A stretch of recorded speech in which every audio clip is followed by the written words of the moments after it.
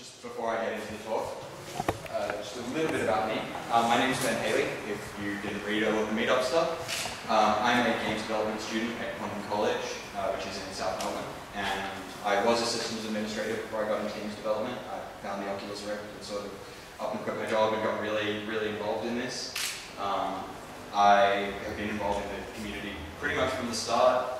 Got really involved with the Minecraft server. It has a lot of Oculus developers playing around on it. And anyone who's into Minecraft and developing Rift, jump on. They're a really great group of guys.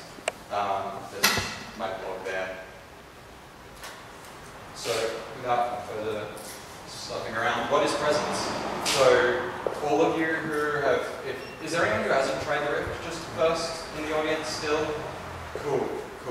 Alright, so if you've tried the Rift, you've probably experienced this slight feeling, maybe stronger for some than others, of being in the demo. So not just sitting there in a chair with a pair of goggles on your face, but that feeling like you're actually looking at another world. And at its basis level, that is presence.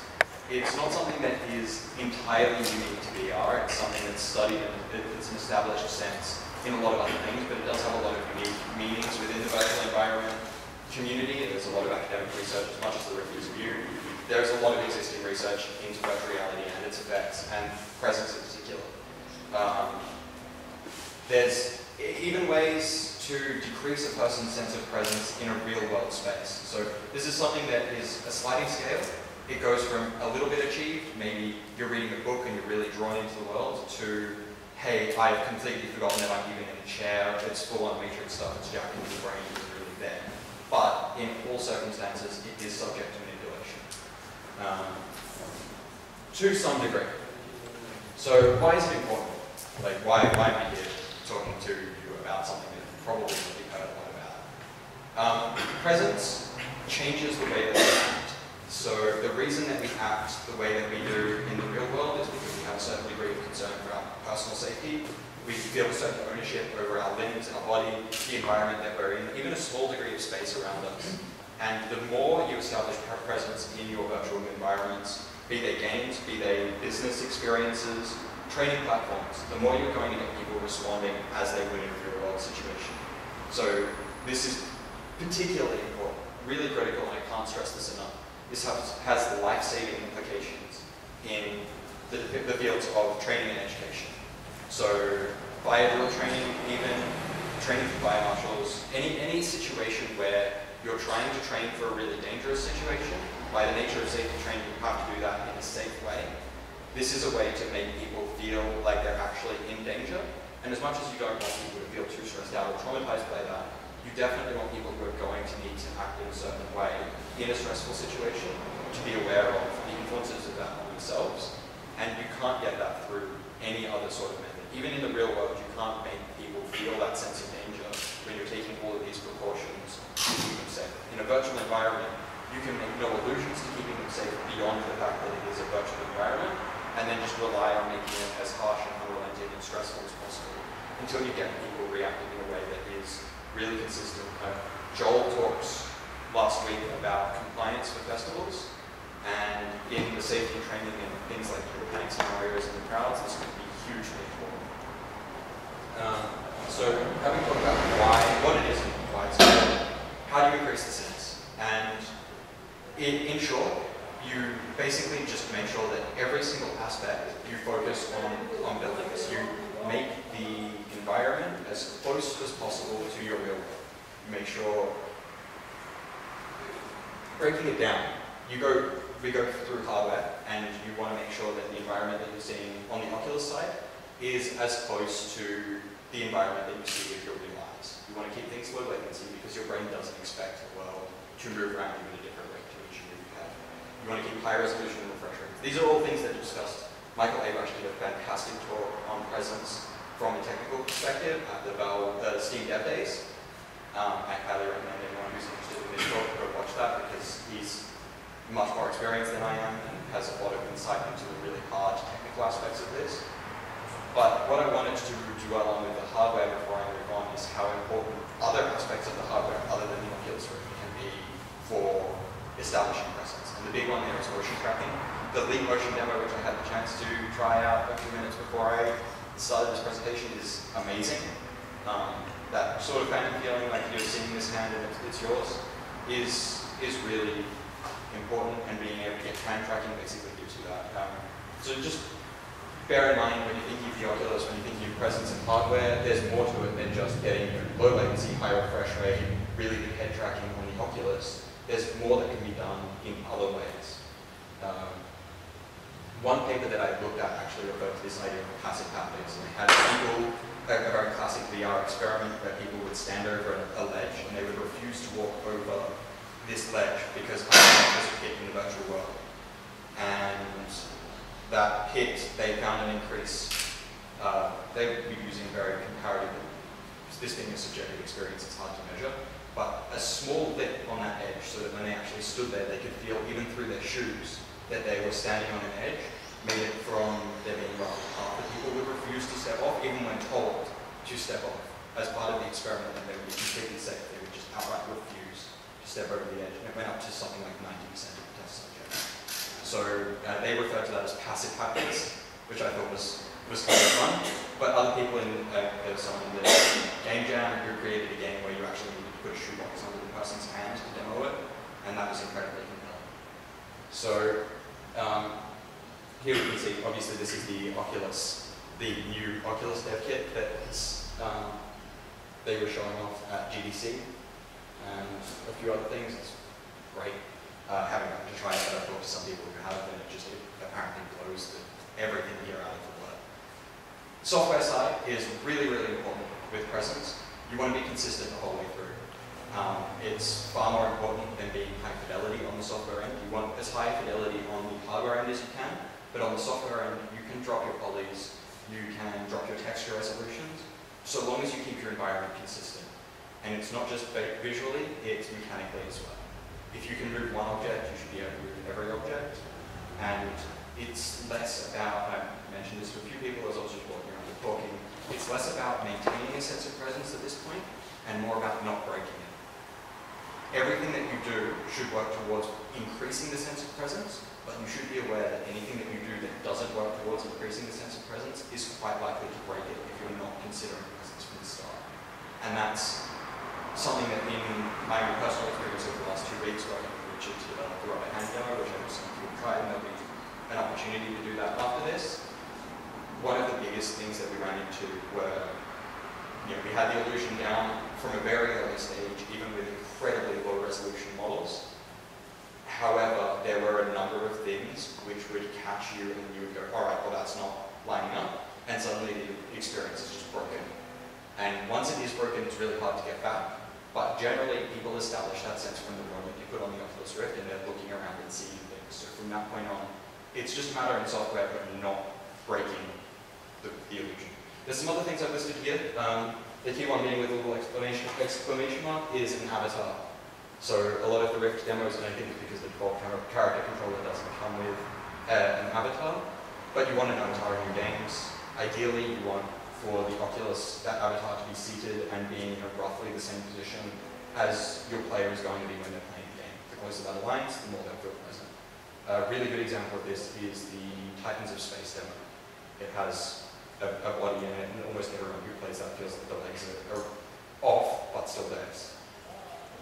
So that's something to be focused on.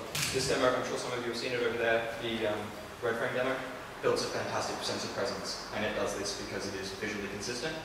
It doesn't actually have the highest polygon models. It seems really high polygon inside, but they've just used the edges of things really appropriately. Made sure that everything's distinct, made sure that each object is an object. You're not looking at bookshelves which are one object for 50 books. You're looking at bookshelves where every individual book is an object. That's the way people expect things to be in the real world. So in software, that helps build a sense of presence. Again, it's just everything should be as close to what you get from your actual real world experience. I just want to touch briefly on why the Oculus is so compelling for this sense of presence. There's this well understood phenomenon in psychology called visual dominance. Sorry about that. My presence has been broken. Yeah. And visual dominance is basically this idea that whenever your brain runs across conflicting inputs, which happens more often than you would think, it has a way of resolving those, and generally in resolving those, your eyesight comes out well. You really trust your eyes. It's why virtual reality is so compelling. It's why you feel like you've been transported to another space. It's why the fact that you can feel yourself sitting on a chair when you're meant to be standing up.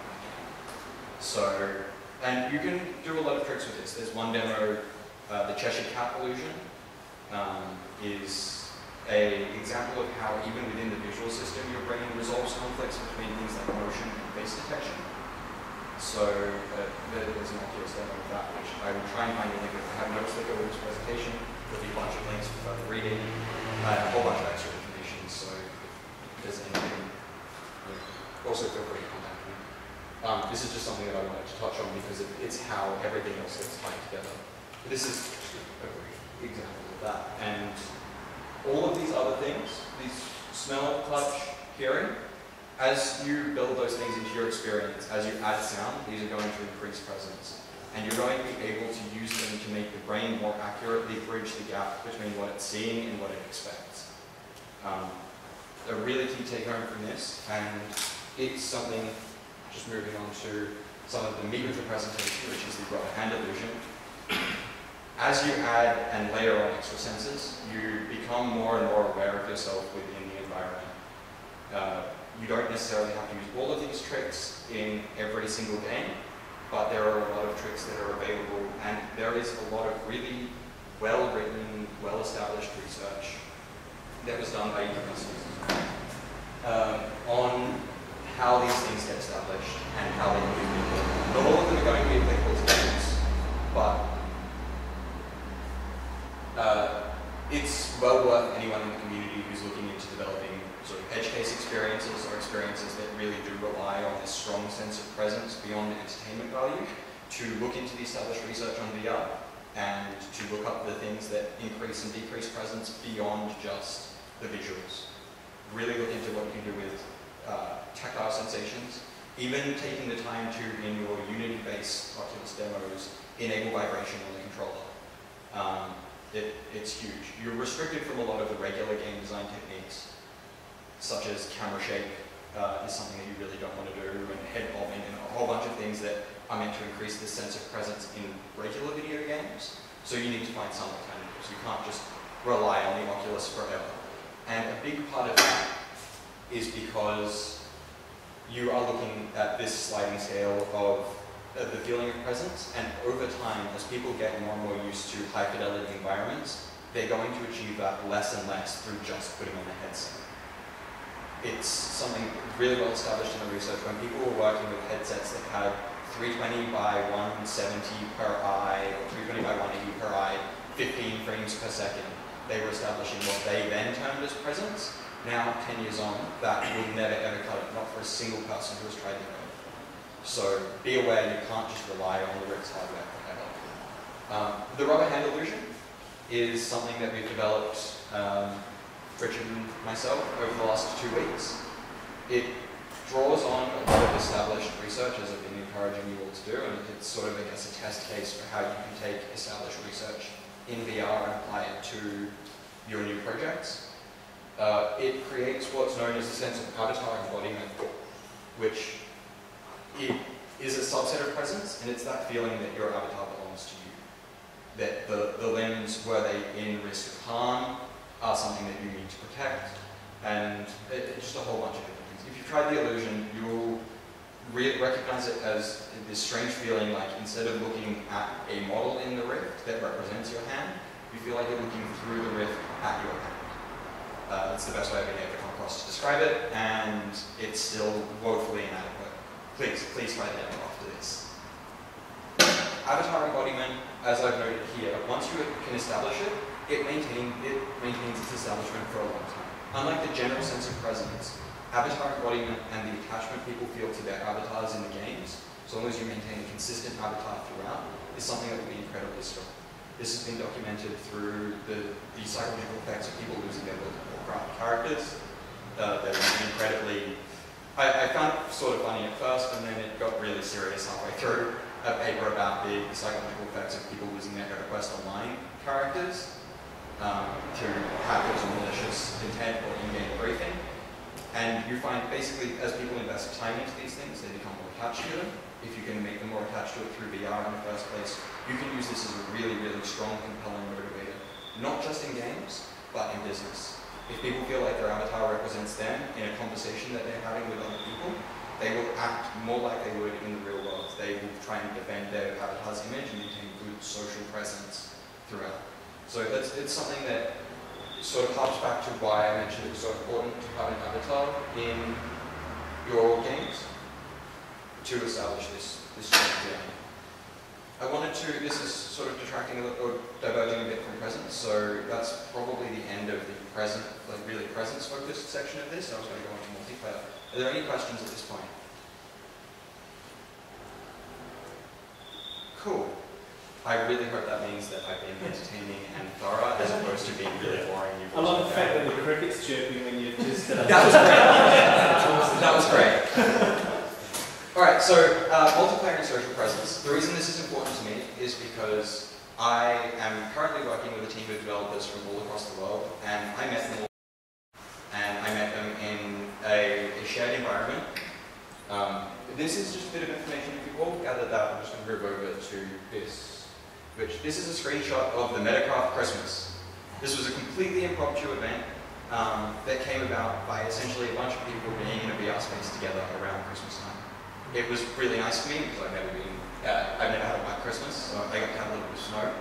But the key thing here, the key thing with all of the Minecraft stuff, is that I met a bunch of people that have similar interests, and I interacted with them in the same way I would were we meeting up in a real space. We had to stick together.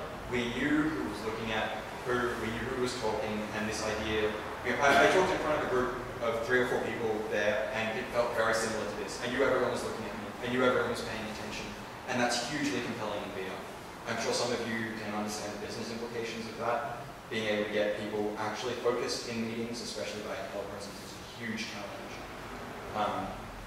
And for me, this idea that you can build social environments where your physical presence doesn't matter.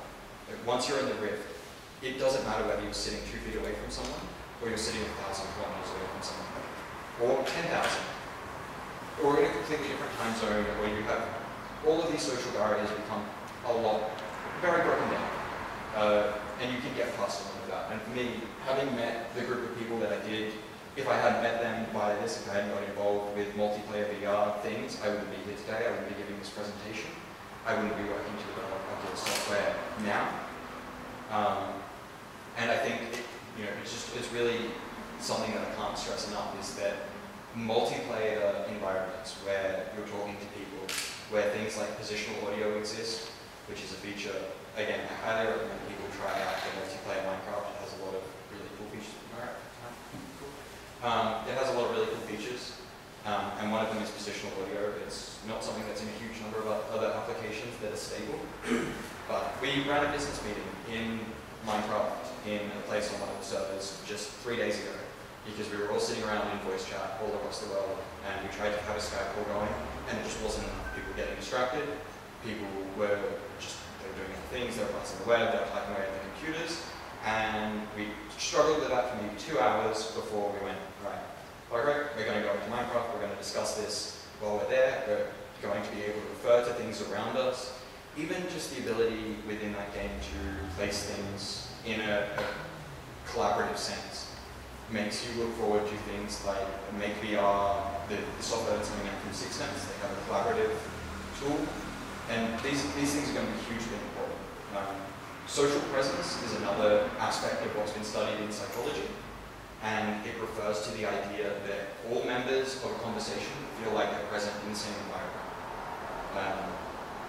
It creates a shared frame of reference for people to have a social engagement in, and it is, without you experiencing it for yourself, all I can say is if you're familiar with the difference between a mobile phone call, a video call, and speaking to someone in person, it definitely sits more than halfway between seeing someone in person and having a video call. It really is a compelling experience, and I urge you all to try it out. Beyond that, I don't have much more to go on about here. Again, if there's any questions on anything, please, Darcy? If you're in a business meeting and a creeper comes along, what's the protocol? Scream and run. Try and have your business. We actually, very early on, we built a little bar in the sort of outlying town. The first night Cats are good for getting rid of creepers as well.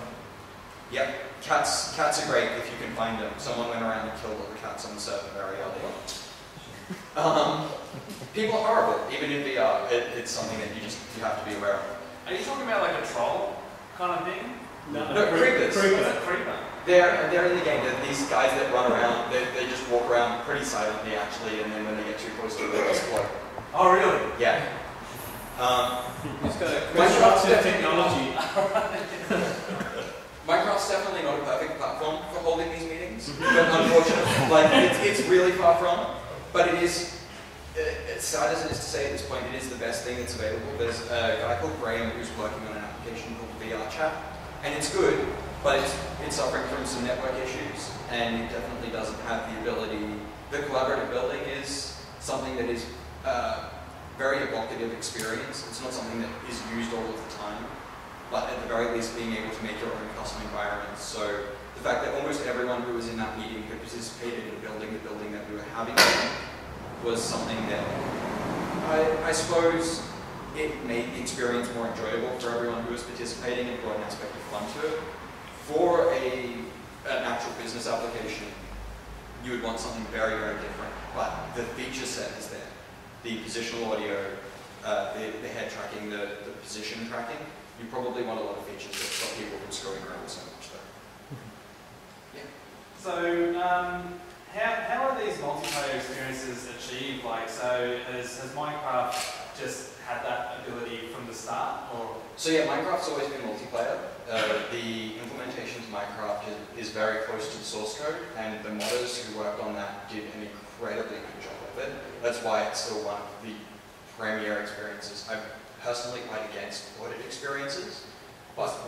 So anything that was developed without VR in mind. Oh, right. So pre-existing games, Half-Life, Team Fortress, any number of things that people, all of the people who are wanting to look forward to it. When you develop a game for a traditional medium, you put a lot of things in that are specific to strength. As I already mentioned, camera shake, head bob is one of them. And a lot of these they either don't apply to VR or they're such bad ideas that they're going to make people sick. Yeah. Sorry. Okay. No, you can. And so, how do you achieve the positional audio? Is that something that's only one application that exists out there? Or? So there are a lot of ways. Positional audio is basically a maths problem. You import your sound into the scene, and there's some well-known algorithms that are to headbang. I'm happy to. If anyone has any really specific technical questions on how to implement any of these things, I think I included in the slides my contact information, but feel free to just come up to me. I can give you an email address, and I'm happy to have an in-depth chat on any of this. So the technical of getting it in, at the moment, the easiest way is to use Mumble. It's open source. They have a really, really, really easy way to integrate it into pretty much any engine. It's Mumble. It's a VOIP client. It's not a professional level solution. Really, you want things to be tied into your application as much as possible. VR is already enough of a hassle for a lot of people putting a headset on, and you just want to keep things to an absolute minimum. Especially if you're looking at any sort of business purpose applications. I know you are. You definitely want to keep everything as tightly integrated as possible. And that just means, essentially, you need to have voice chat in whatever engine that you're supporting. And then you need to implement these functions which turn the audio locations into positions and works out what each ear should be hearing something. Does that? Yeah. Cool.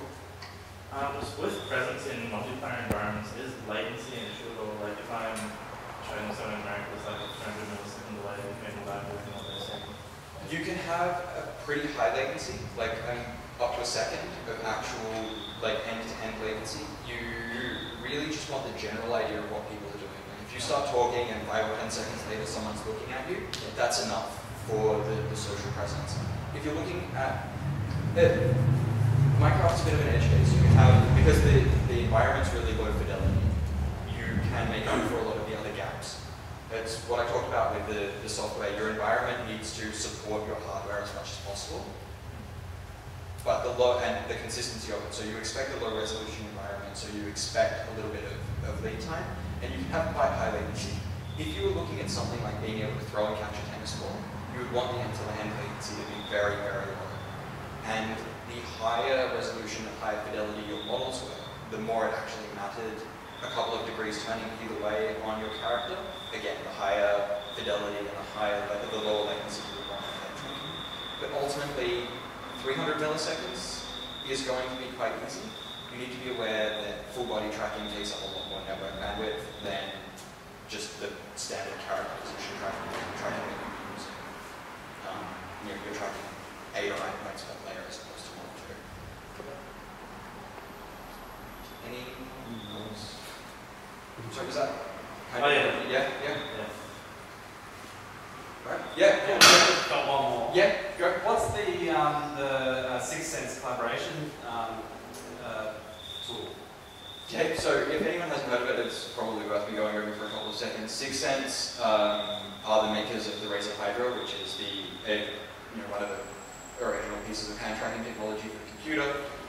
They're coming out with a new version called the STEM system, which has capability to track up to 5 points. It will largely be used for hand tracking. MakeVR is a CAD program that they've been developing to allow you to produce 3D models in the .CAD file format from within VR. So you have a headset on, in fact it doesn't need the Oculus Rift headset, but you're essentially manipulating 3D models in real space with your hands. Anyone who's worked with 3D modeling will know how unintuitive it is to be working on a 2D screen with a 3D model. So that's just crackling a bit much. If anyone can't hear me, just say.